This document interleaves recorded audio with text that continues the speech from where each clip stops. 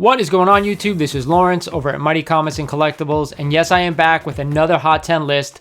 It's a little late, but better late than never, guys. With the holiday season, it's just been kind of crazy going on at my house with all these little things I've been doing. But I am here, and I'm going to tell you guys what books on this list that I'd be buying and which ones I'd be staying away from. But before we start the video, like we always do, guys, if you are not a current subscriber of the channel, it really would help me out if you hit that subscribe button for me and the notification bell, because it'll let you guys know when I post these Hot 10 lists or the other videos that I post on YouTube, of course. And if you like this video, I want you to go ahead and smash that like button for me. But most of all, I want you to comment down below. Let me know what you think of these books on this list. Should we be buying here at these prices or kind of staying away?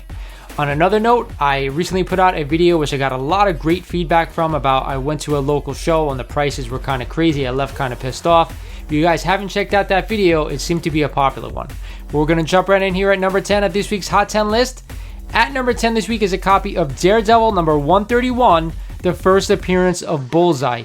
Yes, this is a massive key. Yes, it's a beautiful yellow cover. And yes, it is a book that I'd be buying right now here at these prices. A CGC 5.5 recently sold last week for $235, and that is tying the high set back in June. Yes, we didn't get a new high this week at this grade, but I'm telling you right now, with Daredevil going to show up in the MCU in Spider-Man No Way Home, who knows if he's going to get his own Disney Plus show. That is the rumor, and I guarantee you if he does, Bullseye will be back better than ever, this time in the MCU. So yes, this is definitely a buy for me.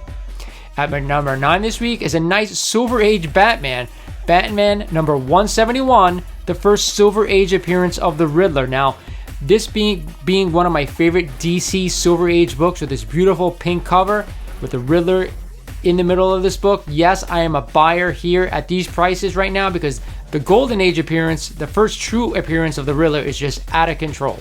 The CGC 7.0 recently sold last week for $2,077, and that was up 46% since February of this year. That is quite a hike. Yes, I have owned this book before. Unfortunately, I do not own it anymore. I recently sold it about, I want to say, a year ago to one of our fellow YouTubers out there. Yes, he now owns this book. He probably has a couple of copies, so he is doing great on his purchases. A 7.0 is probably a high grade copy for me that I wouldn't buy, but if I can get one around a 4.0, 3.5 range, that's the book. That's the grade that I've been looking for to own this book, to have it in my personal collection. At number 8 is a copy of Detective Comics number 400, the first appearance of Man-Bat. Now, I have been seeing this book everywhere as of late, so a lot of people must be interested in it. CGC 7.5 recently sold last week for $789, up 27% since August. I'm not too sure the rumor or why this book is spiking all of a sudden right now, but yes, I am still a buyer of this key at these prices. You can start to see these Batman Silver Age keys, these next-gen villain keys start to go up in value right now with everything else having already spiked. So yes, I'm still a buyer at these prices. I'm probably not going to spend, $789, but if I can get a low-grade copy around a 6050, that's the grade that I'd be looking at to own this book. But yes, I'm still a buyer because you never know when we're going to see this character in a future movie. At number 7 this week is a book that's been on the list the past couple of weeks. Fantastic Four Annual number 1, The Origin of the Fantastic Four Retold, and the first appearance of Krang. Now, I've said in the past couple of videos that I do not want to own this book at these prices, and I'm sticking to that right here. A CGC 8.5 recently sold last week for $3,510, up 4% since this September. To me, that's a lot of money to spend. I know it's a high-grade book to spend on The Origin Retold. I know it's kind of like the next best thing for some people after FF1 or whatever. That's a lot of money to spend on this book, guys. I'm staying away here at these prices. I just don't see the value in this book. I know it's still a Silver Age book, but that's a lot of money. I'd rather have other books that I could spend $3,500 on, guys. You let me know down in the comments. Do you own this book? Do you want to own this book? Are you willing to spend that kind of coin on a book that's not really a true big key? At number 6 this week is a copy of Moon Knight number 1, the first solo title appearing Moon Knight. Yes, all Moon Knight is hot right now. Werewolf by Night, I just told you guys, was on the list last week. That book is just out of control. And then we have the Marvel Spotlight, I think 28, which is the first next appearance of Moon Knight in his own kind of solo title. And now we have the Moon Knight number 1 in his first ongoing series. So either way, a CGC 9.2 recently sold last week for $235, up 6% since August.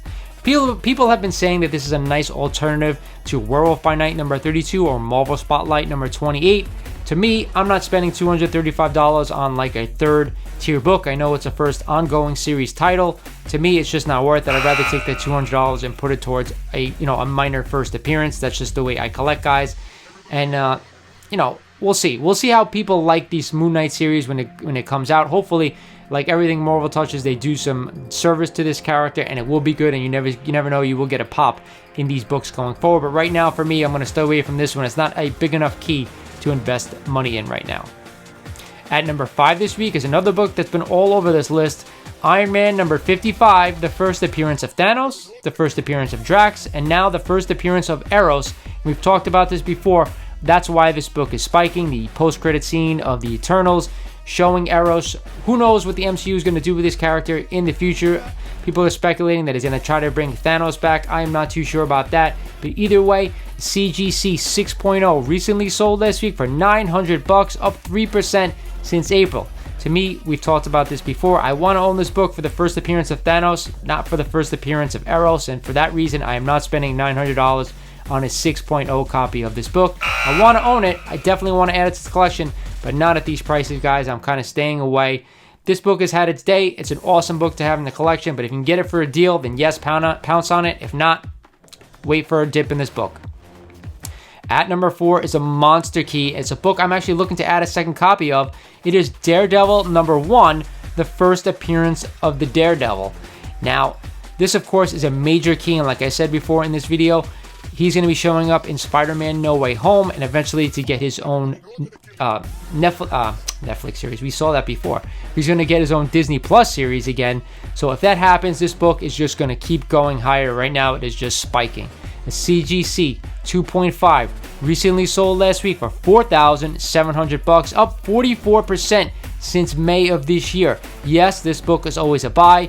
It is a proprietary character in Marvel. We need to own this book anytime we can find it in any grade, as long as it's complete and no restoration. I'd always be buying it as long as you can get it for fair market value. I have been hunting for another copy of this book. I almost pulled the trigger on a raw copy recently, but I decided to stay away only for the fact that the price that they were asking was around $4,500. To me, I'm thinking of maybe I should pounce on it. Either way, yes, I'm always a buyer of this book. At number 3 this week is another book I'd always be buying, Amazing Spider-Man number 14, the first appearance of the Green Goblin. We've already seen William Dafoe is going to reprise his role in Spider-Man No Way Home, a CGC 3.0. Recently sold this week for $3,300, up 36% since August of this year. Yes, I'm always a buyer of the first appearance of the Green Goblin. We're talking about the greatest Spider-Man villain there is, his arch nemesis. So many great storylines can be had using this character going forward in Marvel, in the MCU. I'm just not sure how they're going to do it with them bringing back William Dafoe. I'm hoping he gets left behind in the MCU so he can keep going with the mantle of Green Goblin going forward. Either way, yes, I am always a buyer of this book. It is a monster key. You definitely a must own. Like I said, as long as it's complete and no resto, I'm always a buyer.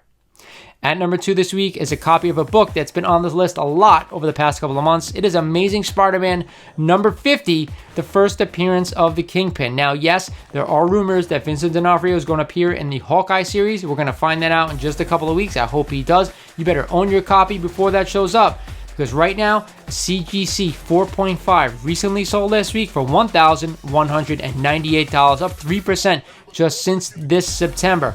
I personally own 4 copies of this book, guys. Yes, 3 raw and 1 graded, and I don't plan on selling any of them until this book goes a lot higher. Kingpin is a huge character, not only in the Daredevil lore, but in Spider-Man as well. He plays a dual role. So I am definitely want to own this book. I want to own multiple copies of this book if you guys do not own it. And I still think it's an undervalued key. I've said this again. This book is a triple threat. Classic cover, first appearance of the Kingpin, and Spider-Man No More. Great storyline. So yes, if you do not own this book, I am always a buyer. Do not hesitate on ripping on this one. It is not too late. And at the top spot this week is a book that's also been on the list a lot. It is Fantastic Four number 94, the first appearance of Agatha Harkness. Now, I will say this, guys. I have been all over this book saying that, yes, I want to be a buyer at these prices, but now I'm starting to change my tune. Why?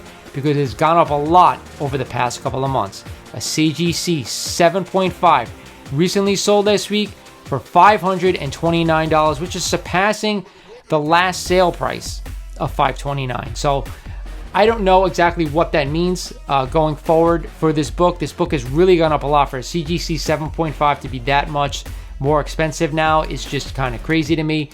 I was a buyer if you can get it for a lot cheaper, but to pay $500 and change for a 7.5 graded copy of this book, I'm probably going to stay away here. Like I said, is not worth $500 in my opinion. That remains to be seen what Agatha goes on to become in the Marvel Universe. If she takes on a larger role, which I think she will, you may get an increase in value, but now that we've reached that $500 mark, I'm probably going to be staying away. So that's it for the list this week, guys. You let me know in the comments. What do you think of these books on here? Are you buyers? Are you sellers? There's not a lot of like great investment books that have been showing up on the list recently. However, this week we got a few big ones. Yes, I've been buying some of those bigger ones, but the smaller ones I'd probably be staying away from, guys. I'm starting to feel like a little bit of a drop starting to happen here in the market. There's a lot of books out there for sale right now, so I think prices are going to start to come down. Either way, we'll see. That's just what I've been seeing out there, but who knows. With that said, this is Lawrence over at Mighty Comics and Collectibles saying thank you for watching this video. Subscribe if you're not a subscriber, and I'll talk to you guys soon.